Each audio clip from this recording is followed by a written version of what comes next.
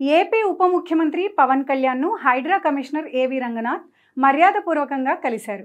విజయవాడలో జరిగిన ఓ వివాహ వేడుకకు హాజరైన రంగనాథ్ ఆ తరువాత మంగళగిరిలోని క్యాంప్ కార్యాలయంలో పవన్ కళ్యాణ్ను కలిశారు. ఈ సందర్భంగా వారి మధ్య పలు విషయాలు చర్చకు వచ్చాయి. భాగ్యనగరంలో హైడ్రా చేపడుతున్న పనులను పవన్ కళ్యాణ్ ప్రశంసించారు. హైడ్రా లాంటి వ్యవస్థ ఆంధ్రప్రదేశ్తో పాటు అన్ని రాష్ట్రాలకు అవసరమని పవన్ అభిప్రాయపడ్డారు. పాలకుల ముందు చూపు, నిబద్ధత కలిగిన అధికారుల పనితీరు ఎటువంటి వ్యవస్థకైనా మంచి పేరు తెస్తాయని పవన్ తెలిపారు.